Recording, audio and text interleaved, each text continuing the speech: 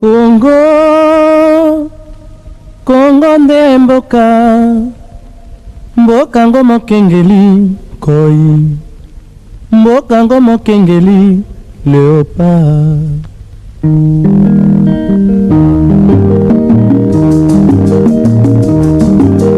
Mikolo tosekelaki na mo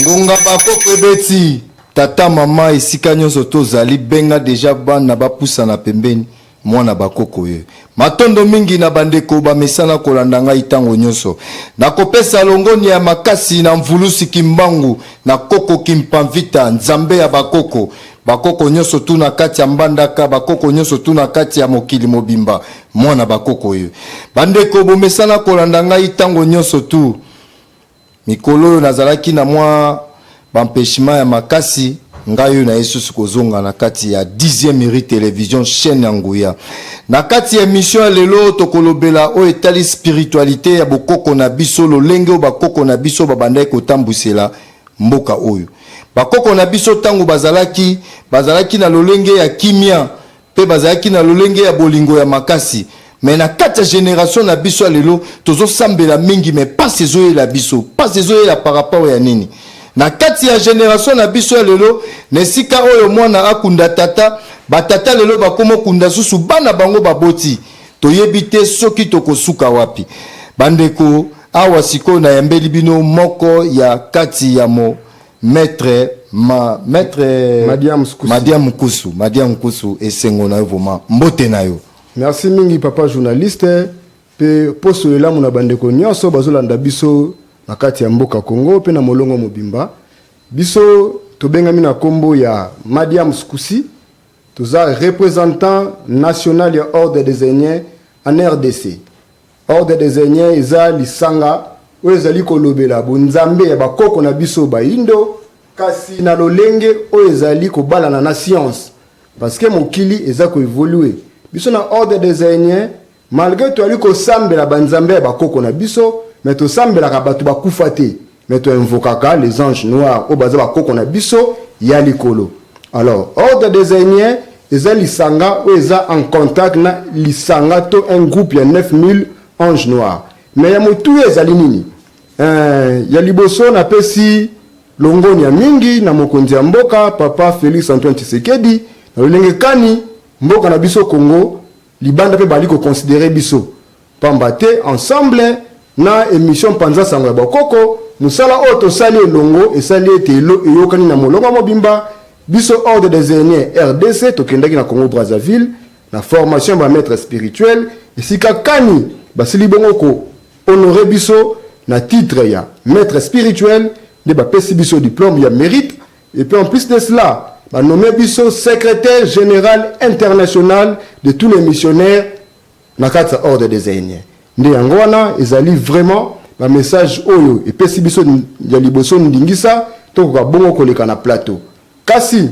papa journaliste sengena bisabino loko moko bandeko bele baka satan to baka ordre des Aînés nous to baka les anges noirs baka ezali babon ezali bonzambe bapaya nzokande mundele ayaki kokata biso boyokani na oyo ezali bongo bonzambe na biso nda lakisi biso ba bonzambe nyonso to sambeli ozopesa biso solution te mais ordre des Aînés ezaka ka bokoko na biso mais oyo ezui dimension dans mise à jour c'est-à-dire bokoko eza suka atendenge zalaki rafia ni non mais bokoko esengi mitu ya bato esalaka to vandi pe face à face na mindele to lakise ke moyindo zape mutu yango moni ordre des Aînés nous sommes une religion à la fois spirituelle et scientifique mais thème na biso autre nango lelo comme maman na likambo to kolobela sur la protection spirituelle nzokande so totali mokili o ndenge kelama eza na ba mibeko nango na lolenge na yango tango bakoko na biso ezalaki ete muto avakende langa akosambela to akobelela nzambe ya bakoko muto avakende pêche akobelela nzambe ya bakoko omona bote ko baluka na mai batu nyonso barobima saint sauf mais lelo komi muto amati mutuka oyo asombi ebomi ye muto atongi ndako na ye moko batu baokele jalousie babomi ye nini esalaka ke tokutana na badifficulté wana yango lelo toye mpona kolobela la protection spirituelle. C'est quoi la protection spirituelle? La protection spirituelle, c'est d'abord un art qui permet à une personne de se préserver contre toutes sortes des attaques mystiques ou physiques. La preuve en est, grand maître Bayaki, maître Jésus, a dit que même la nature ne vous enseigne-t-elle pas. Par là, même si vous avez l'itongé, otoliaka babombi yango na kati ya carapace. Même mbuma poso oeza musuni nango yango te toliaka mais toliaka mbuma evani na kati musuni et puis o epesaka nkona eza mbuma, c'est-à-dire il y kolobaka ke la protection c'est un rôle très important. Nzokande so totali lelo batebe bazokutana na ba difficulté parce que totozangi comment koyeba c'est quoi la spiritualité. Lelo mutu mususu omona asambelaka mais ba difficulté zokomela ye. Omona pasteur ba tchele poison. Pasteur ba boyeke le mbasu. Mais na munoko azamo sala nzambe. Est-ce que la manière auto sambelaka yangwaneza kobana na ba réalité na biso onzoka batu na batu baza ba réalité na bango o esengeli ba vanda nango na se ya moi. Na kosambela ne leli ne moneli mais biso na ordre des aînés la protection spirituelle tant toali kolobelango toali kolobate ke mutu soye na ordre des aînés nde balakisie comment kobanda kopumbwa na butu non comment kobanda kendo sambe na ba cimetière non comment kendo sambe mamai non mais tant biso tolobela la protection spirituelle dans l'ordre des aînés d'abord sengeli bande ko baye bake moto azali ye moko nanu une fontaine d'énergie vibrant à basse fréquence. C'est-à-dire, Moutouazan Nzambe d'abord Katnaye. Biso na ordre des aînés tout le baranine. Tout homme est né puissant, mais il faut savoir manipuler la puissance qui dorme dans tout et chacun de nous. Pendant biso même moins de 5 ans, on est capable de coopérer par miracle père au sabbat guérison. Alors, na telle protection spirituelle, Seigneur Toyebake, Moutou d'abord a la protection naturelle au ayaka na ona kati ya mukili. Oto bengi aura et ça couche de lumière spirituelle où protégeaka toute créature na se moi. Yango ça la ke contre ba difficulté tout ba ouragan mukili na mutu o ayebi ko protéger to mutu ayebi comment komi battre là physiquement et puis spirituellement aura naé et ko vibrer. C'est-à-dire le corps d'une personne chauffe à la température normale de 37 degrés Celsius et dégage une énergie qu'on appelle le magnétisme. Alors le magnétisme yango dans le cadre de santé, tout bien aura. Mais ce que ça là que par manque de connaissance spirituelle, tu es belé au moment. Parce que tu as des difficultés dans mon boitali mo limo, baroboa que là mbasu et ko zoyer, baroboa que là mauvais sort et ko zoyer parce que veut dire qu'on entretenir corps spirituel na bangote. To sokola chaque jour nzoto musuni. Kasi mo limo na biso to bi ko peto la ngote. Or tant que tu as protection spirituelle, biso na ordre des aînés. La protection spirituelle est basée par les médaillons de l'ordre des aînés. Médaillons, oyo, eza, na mutu aza na normal, eza nango un bijou, eza nango un métal, mais na mutu oyo, aza na misu minei, liboso ya médaillon oyo, oko supporter ngate d'abord. Et puis, médaillon oyo tozomona, en cas d'attaque mystique, ça chauffe, ça vibre à 8000 et à 12 000 rayons à la seconde. Alors, les médaillons de l'ordre des aînés, ça nous protège contre toutes sortes des attaques mystiques. Parce que, Nathan Wakaba, quand on est les allélis, au moins on a mis bomba, nakati nzete, on mis bomba. Nakati, ya ngando, on mis bomba, na nyamwa, makasi na zamba, c'est quoi, difficulté za kinini. Ce qui t'a mususu wa bomini ya mawana, on mouton mi batte la nakati ya totem wana, à côté de la difficulté. de ange noir tellement baza plus avancé que nous en âme et en conscience et en technologie de révéler biso médaillon ya protection, c'est-à-dire médaillon oyo nde nazana na nzoto boye soki ebungi comme nga muto na sambelaka déjà, comme nga muto na un maître spirituel ou un initié spirituel, ba vibration na nga otika na nzoto na nga pendant 45 jours.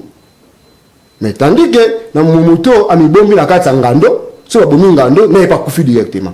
Matondo mingi bandeko bazolanda yo na bokebi makasi olobi malamu mingi bandeko bazolanda yo médaille wana esalami na lolenge ya spiritualité ya bokoko na biso to esalami na spiritualité ya bokoko ya mondele. Matondo mingi. Merci beaucoup papa. Question na yo ezaka question mutuya na lobi bien ordre des aînés ils ont le bokoko mais d'une manière moderne, c'est-à-dire inspiration à ordre des aînés ils ont purement révélé par les anges noirs qui monde la carte zate mais ça qui boyindo moderniser ou so bana ba réalité actuelle, c'est-à-dire mais d'abord ils ont argent physiquement ne batté argent mais du fait que le métal est un bon conducteur il y a un moment qui va révéler biso mais d'ailleurs oyo parce que mais dans nos hommes on a boy ils ont deux rôles, ils ont un rôle thérapeutique au fur et à mesure ils ont là ils ont traité par différentes maladies physiques et spirituelles et c'est aussi un outil de travail spirituel pour nous les initiés spirituels dans l'ordre des aînés. Donc dans l'ordre des aînés on ne peut pas pratiquer la spiritualité ou des travaux spirituels sans être protégé. Matondo mingi bandeko bazolanda biso na bokebi makasi tokosenga vraiment na kati ya régie batie da biso vraiment image ya maître na biso ndenga uta ikozwa mérite na ye pour tant ozoloba bato faut pas sentir vraiment que vous allez vraiment maître. Matondo mingi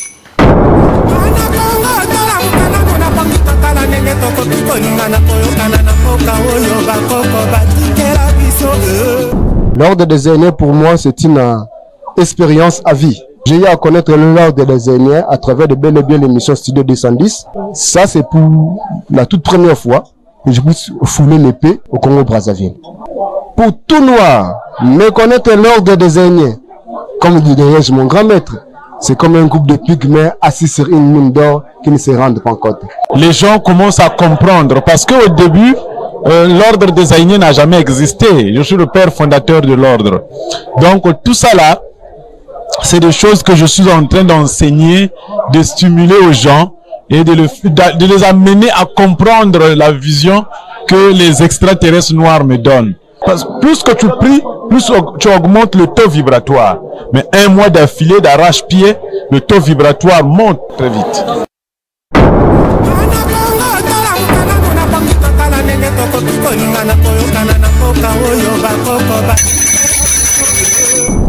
Matondo mingi na bandeko bazolanda biso maître esali opo mandengeni ya liboso moni grand maître pepe moko wana azolimbola bon ya liboso na personne merci mingi papa Freddy solo tondi mana te karaso to kufi mais étant spirituel nous devons faire la preuve de la reconnaissance ya liboso na remercier bino nanu na musolo toto sale longo na remercier Fumunkusu qui a munzala panda n'Angola, Papa Nkusu, parce que ce que le long en spiritualité, c'est parce que dans les gars qui na centre Fouvam, de permettre qu'il na avancer encore dans la recherche dans la pour ordre des aînés. Puis na remercier ba pionnier nyoso, ba papa na biso ne mondantsemi, ba on ba betre pe lisolo ya bokoko, de la biso de lobilenge, to telemi pour na kolanda matambe oyo. Mais na profiter lisusu ya kopesa merci na mokonza mboka et puis bongo na monsieur Tony Mwaba oazali ministre de enseignement supérieur et universitaire de l'obiso to bimaki to na diplôme lelo c'est aussi une valeur na mboka na biso valeur yango e ozala kaka te la kisango vraiment bien diplôme oyo eza diplôme obiso tozui na mambo etali spiritualité. C'est pour la toute première fois RDC est un maître spirituel. Beaucoup de gens parlent de la spiritualité, ils ont atteint des livres, aka azwi numéro na ye akomi koleka na te vous benga maître spirituel. Mais on reconnaît un maître spirituel après avoir passé auprès d'un grand maître spirituel. Comme moi, je suis formé par les grands maîtres Ndebo Kolo Sylvestre Titobis et il m'a mandaté ya kosala musala. O ezali mokanda ba bengi récépissé ezali ko là et par la biso ezali personnalité juridique et ordre désigné. Yango yo ba pesi biso règlement d'ordre intérieur. Ba pesi biso statut et ordre désigné. Pour dire que tous les aventuriers tu as dit qu'on s'en a musala na ba norme. C'est-à-dire c'est l'État à considérer biso. Parce que les amakamususu ou les liés avec la spiritualité, il faut l'État à consulter biso. Prenons le cas pour nous monopoliser parole le cas de guerre ya Ituri. Bah nous avons secret il y a résultat de guerre ya Ituri. Moi, maître Madiam Skousi ensemble avec l'ordre des aînés, biso ne batuto sala que guerre wana solution zoma. So ba tout nous on a expliqué bino na Ituri, toi na 3 initiés oyo na ville na bango sika bazalaki isika bitumbe zalaki. To pe sa programme na bato baza connecté na Facebook batala na page na nga Facebook na page ordre des aînés na pe sa programme spirituel le 20 et pendant le 21 février au 23 février zaki 3 jours de prière na pe sa ba formule comment on procéder. Le 28 l'État congolais a dépêché des forces spéciaux où ça là qui va conquérir victoire où ça m'a Ituri. Donc sur le plan spirituel, nous avons aussi la capacité de repérer ça. Yébéni la carte mboka oyo et puis même na masano ya balé tant RDC zo beta di banda biso to na possibilité ya kosa que RDC soit victoire. Matondo mingi bandeko bazolanda yo na bokebi makasi. Awa tomoni ba diplôme, tomoni ba statut, tomoni pe déjà bendele ya mboka. Eloko nini okosenga na bakonzi? Merci beaucoup. Eloko liboso na kosenga na bakonzi, ba prêter attention à l'ordre des aînés. Ordre des aînés eza solution ya maramu mingi na Afrique et puis na mboka na biso. Donc c'est là où ceux qui bakonzi na biso bakota na ordre des aînés, bakozala a mesure ya ko déjouer ba plein mindele. La preuve année dans le monde entier, dans la religion, il y a le coronavirus, sauf dans l'ordre des aînés. Siège Nabino Réserve. Siège Nabino est ordre des aînés, tu as la commune de Monga Fula, dans le quartier Bianda, référence arrêt autostop. Mais, pour la bande de on a besoin de contacter Bisso, numéro Nabiso, il y a téléphone Ezali 00 243 9 72 71 84 86. C'est un numéro WhatsApp pour nous bande là 09 72 71 84 86. Soit la page Facebook na biso ordre des aînés mission Ouno. Matondo mingi bandeko bazolanda yo na bokebi makasi.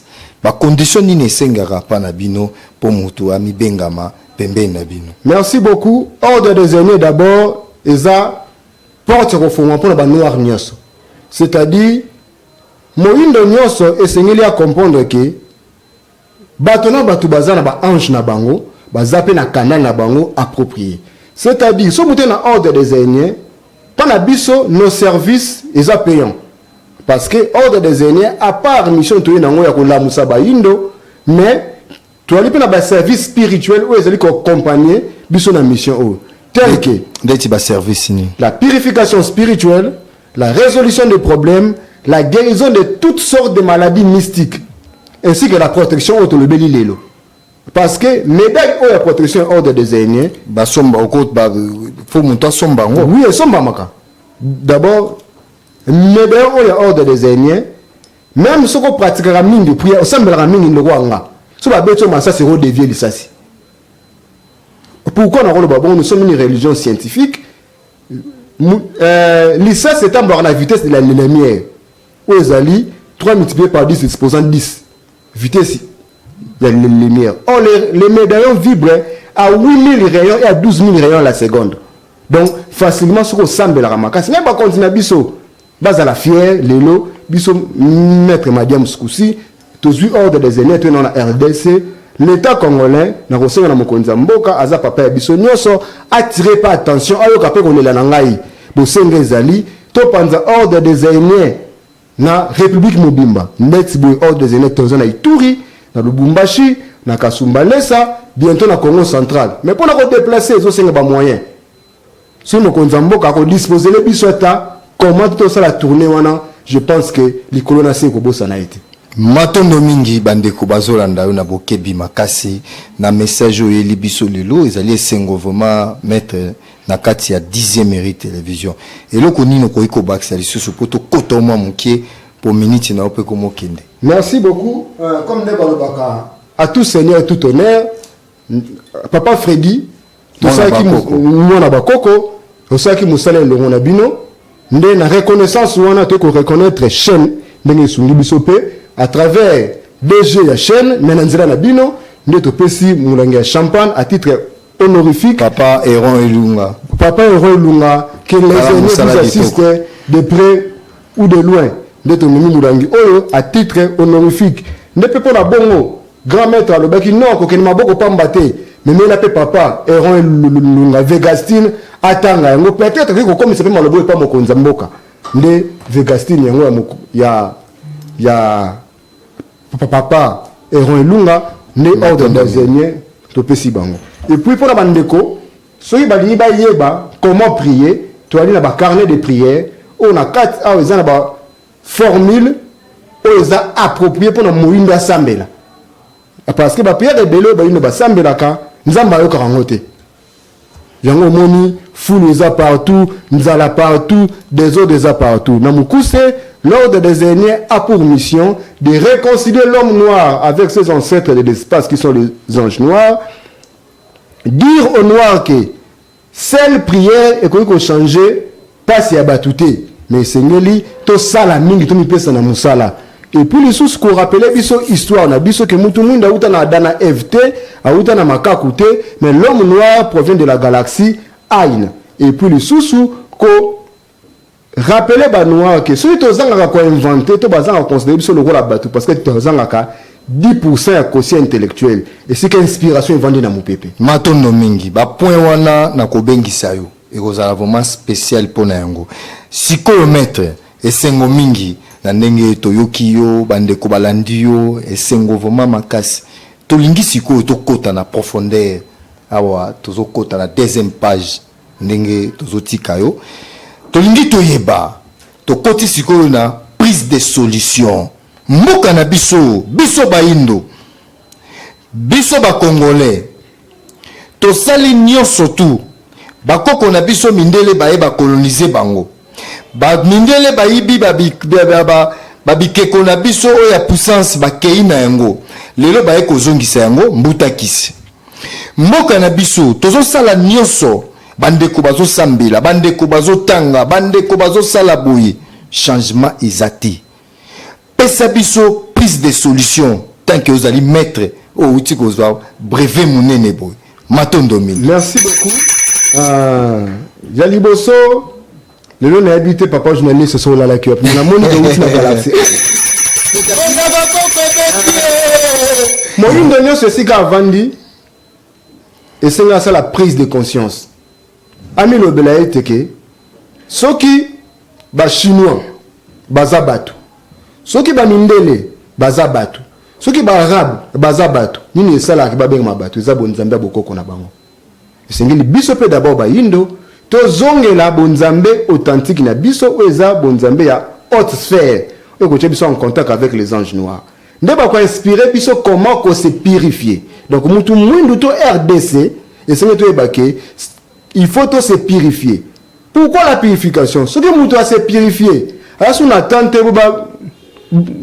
baba ndo peksaye mabe na malamu makovanda ye moko mitali non en tout cas singeli bisone to bongsa mboka oyo tant to se purifier mabe erotika na se to ko matalikolo to za affinité té avec le mal la preuve année pour na chuter papa journaliste pour moi que la purification est très important na mboka oyo tala ba hôpital na biso nyonso général ba ro tiango ba bongisi yango 6 mois après et comme akaka et c'est comme ça me peut me confiance le bicoté n'a pas critiqué mboka na ngate mais tozo na posa to bongisa c'est-à-dire kasi yango tozoloba elongo na mokonzi mboka pesa ki conseil vraiment pesa prise de solution mais bandeko bazolanda nga na bémission politique ezate koya kolobaka non prise de solution pesa mayele oyo zui la purification na mayele matondo mingi ndeko na ngai na limbola nanu pona bandeko mususu bayoka bandeko balekaka pe na ba media ba comprendre dans type place autotelemi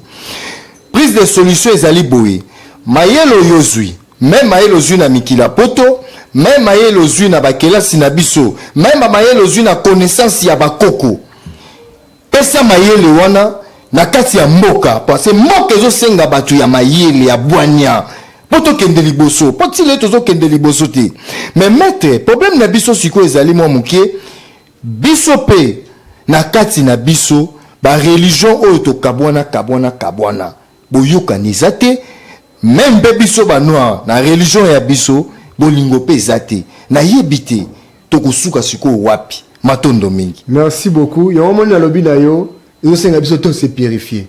Biso to ali ordre des aînés, nga za représentant national. Mais pourquoi na reconnaître papa nkusu esika na uta? C'est parce que na za purifier. Nous tous se purifier a comme plus ami à bonnes œuvres, et bonnes œuvres plutôt. Akoyeba ke et c'est tout long la culpabilité, mais tout le intérêt général pour la race noire et avancer. Donc, et c'est comment qu'on se purifier. Et ça ma solo musu ba beta ngona wenzete. Nous sommes maso musu to solo na ba kondia mboka, ne ba kondia mboka, ba ko voter ba loi o ko sala ke et avancer mboka na biso. Na on peut exemple moko. Na domaine éducation. Est-ce que bi ke ne to tangaka, ezaka retard na vie ya mutu. Bazuyo 6 ans, il y a primaire, 6 ans. Il y a secondaire, ok, université, ça dit 5 ans. Dans tout ça, totalité, 27 ans. 27 ans, 28 ans, tout est autant. Mais bateau, ça plus de temps sur les 30 ans. Or, selon le programme, il y a un ange noir. Mon attend a bandi première primaire. Azan a 10 sosos na beaucoup là. Nous allons rosalate. Azan na 10 plates-bandes na ye. Pour moi, que ça mounene. Total à siko. Matondo mingi bandeko bazolanda biso maître sengo na vraiment message nini ya suka na mission lelo ndenge to yambaki yo awa na bandeko bazolanda yo matondo. Merci beaucoup na kopesa un grand merci et pas le grand maître Ndebokolo Sylvain Tsirbis qui est mon père spirituel, le guide suprême de l'ordre des Aïniens, le père fondateur de l'ordre des Aïniens. Je profite pour na kopesa merci ba collègue nangai ba cher maître auto zaki na bonne session o ba yamba kinga nde na zaki bien na Brazzaville. En tout cas Brazzaville eza peka moko na biso. Donc ande ba lo baraka neto yo kana Brazzaville non na komi Brazzaville na moni en tout cas reconnaissance wana et puis na bande le numéro de téléphone o ezali 00243 9 72 71 84 86. À tous les aussi cause un problème spirituel. L'ordre des aînés peut vous aider avec nos services, même à distance. À tous en Poto, tous en Lubumbashi, à tous partout. Tout ça, le problème spirituel dans l'ordre des aînés, ils ont vaincu à 100%. La protection spirituelle. Les médailles de protection de l'ordre des aînés, en tout cas, tout noir devait en avoir. Parce qu'en Afrique, première difficulté, tous nous a sorcellerie. Matondo mingi, merci vraiment maître. Toko zoyo lususu, toko zoyo vraiment, toko kotama na ba profondeur wana. Matondo mingi na yo, na ndenge oyaki kosala vraiment intervention ya makasi na représenter biso ba beaucoup oyo ezola ki sa vraiment capacité na. Message nini en tout cas, merci beaucoup na profiter. Na pe sa joyeux anniversaire d'avance na tata moi sinanga. Sœur Naomi Mumbiri, l'obia fêter anniversaire na ye. Puis merci na ba congolais nyonso. L'os de mon paix amour envers vous, nous les aînés de la RDC. Je m'attends. Merci vraiment, to senga vraiment la région wana ba koko na biso ba umbu bazolanda biso ba yoka maloembo makasi awa siko tozo kota na deuxième page matondo mingi.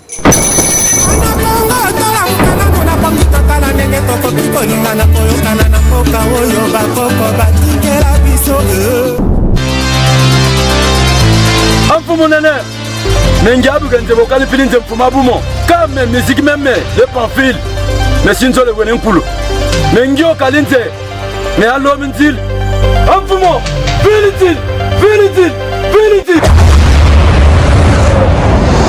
nze ya kalme ya lo minzilo kalme emfum kimangomo pouvoir me wo kalmu tumokim mutu nan gra bume ngwiko kalinze subutu mono subut wen sane challenge mais oui pouvoir lengom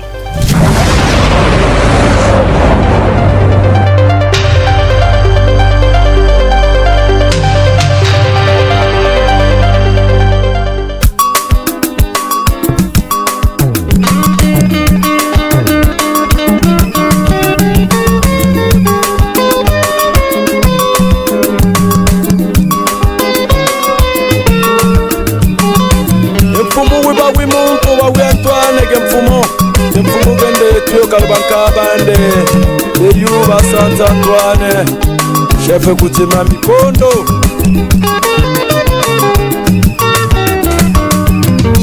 Yale yale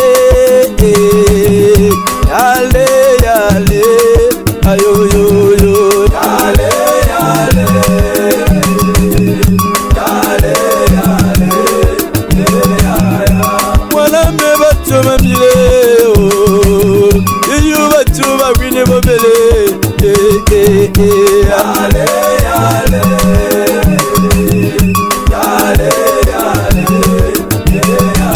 Tuba wina boba kalo bande yo Sime mwa mutatu tame Mama tomande baba ale ale ale ale Antoine yuba bile Wana butu mariza kalele Kulu mamande Yale yale Yale yale Balikalobo Ah Bawini bamo Basamo Bawine Antoine Lupila me pamfili modilisi banto Wana makila mwana za kalele Ah, tatande, umokea damo, simonga jama Tumbila me Yale, yale Yale, yale Dege mfumu tuba tume Yesu tuko tatutame Anibaka buba wene Yale, yale Yale, yale Yo, yo, yo Yale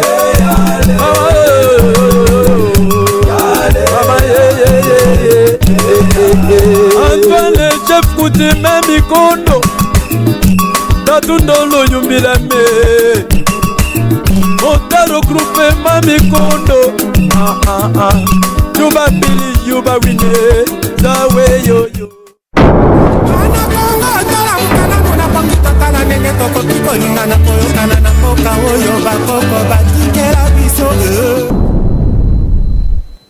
Matondo mingi na bandeko bamesana kolanda mwana bakoko esengo vraiment awa sikoyo to koti na kati ya mozindo ndenge maître auti koloba awa prise de solution mboka na biso oyo tango bakoko bazalaki na bwanya ya makasi pe bazalaki na bolingo mais bakoko na biso tango bango bazalaki batambolaki na spiritualité ya bokoko na bango oyo papa mokili apesaki kati na bango mais na kati na biso ya lelo mindele baye bazwi bokoko na biso lelo bazwaki koko na biso mbuta kisi tango baye kozongisa yango bandeko bomesana kolanda biso tango nyonso tu bakoko balobaki ke babikeko bango bazwaki o mindele bazwaki bamemaki pouvoir na biso lelo sikoyo mbuta kisi ye na kati ya mboka na biso awa nayebi te bandeko bomesana kolanda ngai tango nyonso tozosambela mingi mais pas ezoyela biso kaka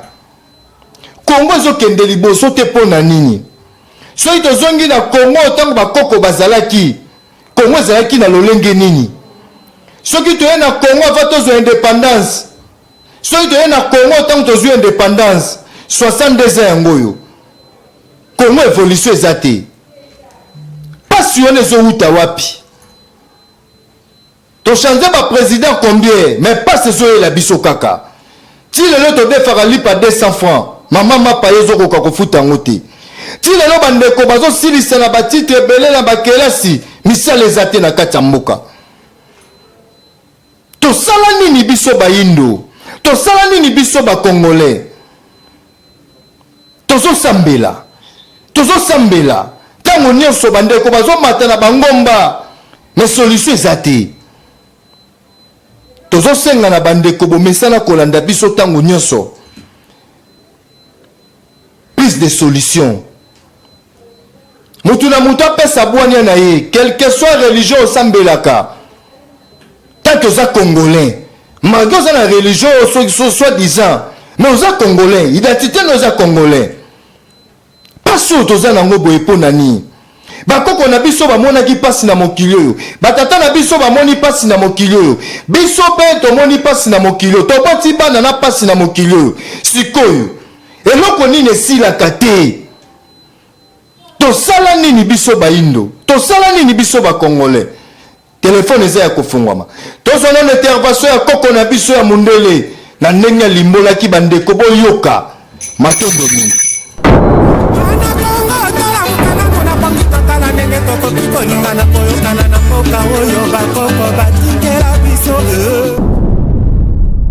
Aujourd'hui, j'ai envie de vous raconter une histoire extraordinaire, celle du Jésunois Simon Kimbangu.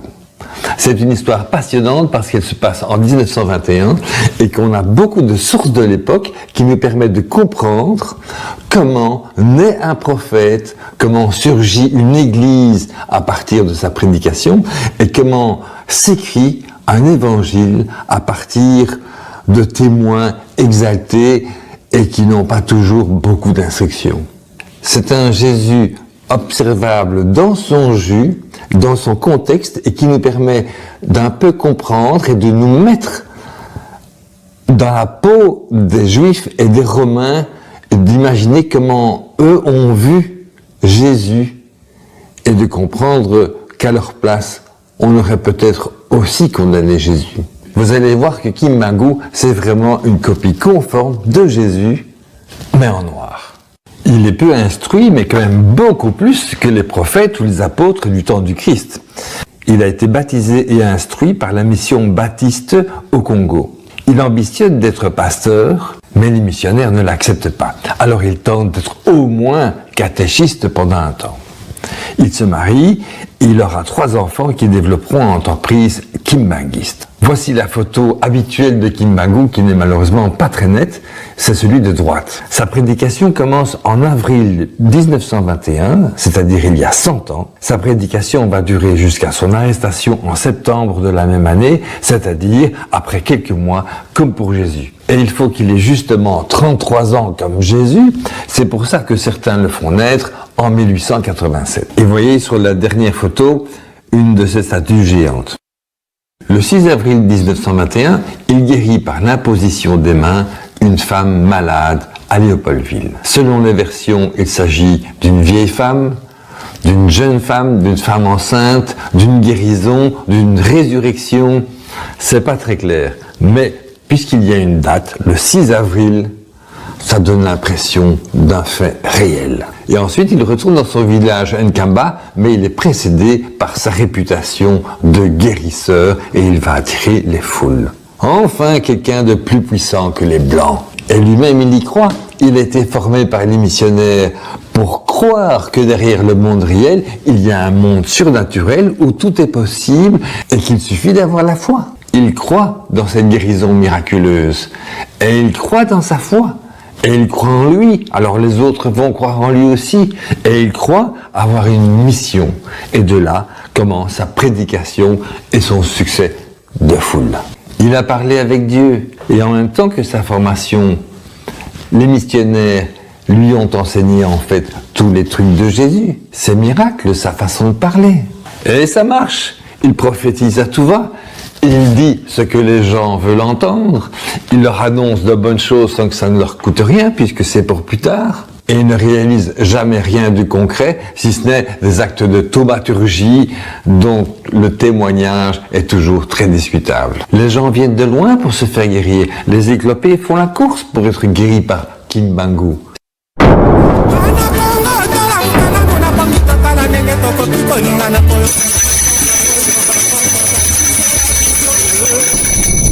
ngonga bakoko ebeti mindele batikaka biso baindo kimia te mpo na nini tata mokili azali atindaka Jésus-Christ na kati ya mokili oyo. Est-ce invité akoki konvite mutu? Ndenge nini ekoma Jésus atindaki mbangu. Telefone eza ya kofungwa mawa. Bomba mabe. Pasi toza nango na kati ya mboka oyo. Mindele ba bombela biso vérité. Mindele ba dibla biso. Tala pasi toza nango. Jésus ayaki na lolenge na ye. Kimbangu pe ya na lolenge na ye. Po papa mokeli asalaki na kati ya kimbangu. Po bikamo kimbangu asala. Jésus baboma ye mokolo moko, mais kimbangu baboma ye te. Mvulusi kimbangu mindele bakoka koboma ye te. Po bikamo ya salaki.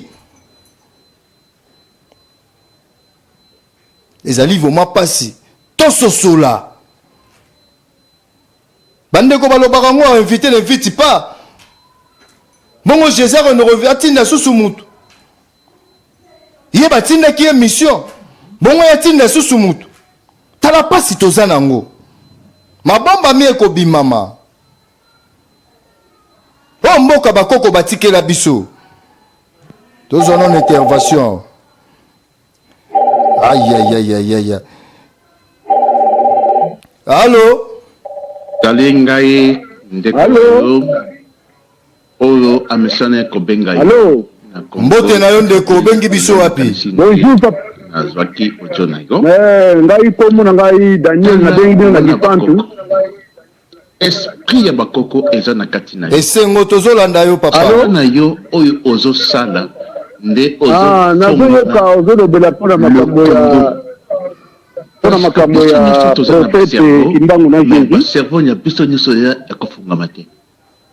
Na sepe. Est-ce que tokoki ko sambela Jésus te pourquoi? Mbala simande na zwaki. Allô? Le motour na ngai yango wana parce que Jésus. Allô nazoyoka yo Jésus ayaki kaka pona ba mindele te. Jésus ayaki pona ba mindele te. Mais Jésus ayaki pona mutunyo parce que yende amimonisaki na tube mutu. Donc abota ba la Vierge Maria donc yende nzambe Kimbangu andimela spécialiste dans la science de la reproduction humaine et la médecine. Mais naza mboka na ngai ezande Congo démocratique. Matondo mingi na ndeko auti kolimbola wana. Toza so intervention. Merci beaucoup mwana ya bakoko. Ezali ngai ndeko wayo oyo amisana kobenga yo na Congo Brazzaville lelo na kanisi nde na zwaki ojona yo. Tanga mwana bakoko. Esprit ya bakoko eza na kati na yo. Musala na yo oyo ozo sala nde ozo fongola le Congo. Parce que biso nyonso toza na ba cerveau, mais ba cerveau na biso nyonso ya kofunga mate. Na sepeli, ça veut dire que mbala simande na zwaki pour la première fois émission na yo, ezaki ko rediffusion. Vraiment nganaza disons Mwana Mboka, naza na Congo Brazzaville, naza médecin, je suis gynécologue obstétricien échographiste, spécialiste dans la science de reproduction humaine et la médecine de fort. Mais naza Mboka nangai ezande Congo démocratique. Tango nazo loba boye, maya musu ezopima. Omoni mundela zoleka na télévision, ndini ye mundela kokozala na fongola e kofongola mémoire. Mwana bakoko na sepale mingi pona utaki komona nini na yo audio sikasikoyo ngai pe na uti kakasikoyo pe na musala ko komoka na komi na fongoli pe na téléphone na moni déjà message. Donc biebisa na bato na biso nyonso ya RDC. Oyebi soki oza na moins $10 tomelaka masanga mbongo ebele tout ça consort nako préféré que eza suggestion na nga omoni émission na yo plus ozali défense ya Congo nako préféré que soki moyen ezali vraiment mutu ya $1 ofongola moi quand moko kuna epai na yo na émission na yo oyo na $1 apesi oyo na 1000 francs congolais apesi oyo za libwe po omoni bokoko eza na kati na yo ya moko yebi que mbongo ya bitumba na biso eza vraiment eza na yo. Mais na souhaité batu au bakoko na préféré que ofongola moi nini boye comme ça qui attend tout dans matondo mingi na bandeko ba mesana kolanda biso tango nyonso na bandeko bazobenga ba msusu bazotinda ba voice ezali voma esengo mingi mboka na biso Congo bakoko na biso banyoko maki mingi na kati ya mboka oyo biso lelo tozwi bososoli biso lelo tozo diriger eloko nini ya motuya oyo lobby biso ba congolais to kokoma pe batu to créer kate tozo sambela mingi passe zo la biso nazo senga na bandeko mutu na muta pesa prise de solution nini to riko sala muta kisi yango ye bandeko botela biso image ya suka awa minute komi na suka botela biso image botala ndenge basala ki cérémonie ya mbuta kisi matondo mingi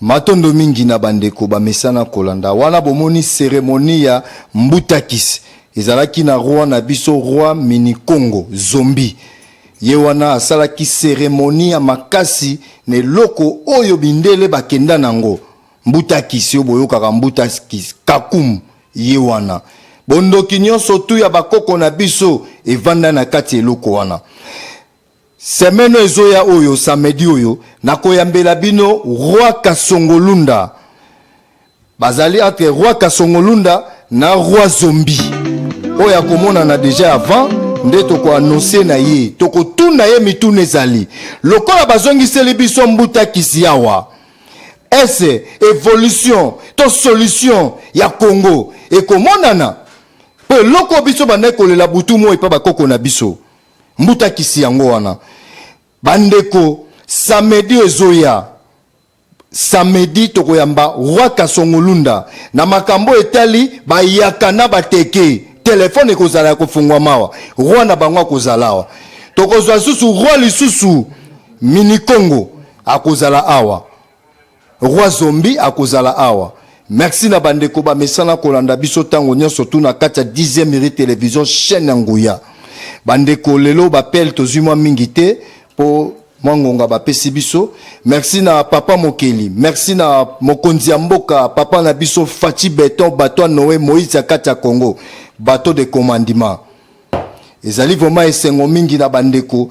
Tosengi vraiment na bandeko na biso bakonzi na biso bazokamba ville ya Kinshasa. Papa na biso vice gouverneur. Tala bana na yo ndenge bazolela. Matondo mingi. Yokela bango pe mawa. Zala na stratégie ya malamu po bazaka peuple na bino. La voix du peuple c'est la voix de Dieu. Ngonga ekoki, merci na ba chef union surtout na kati ya 10e mairie. Merci na ba koko union surtout koko kiboko. Nzambe ya ba koko bambote na yosiko zali. Émission esili. Tokutani mbalasima soki kolomoki na bosa na kate na Dorcas, Dorcas esengo mingi. Émission esili na bandeko ba mesana kolanda ngai tango nyos. Matondo mingi.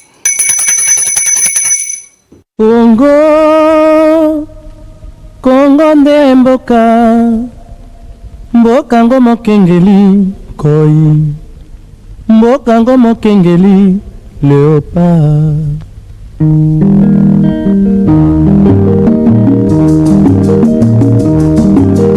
mikolo tosekelaki na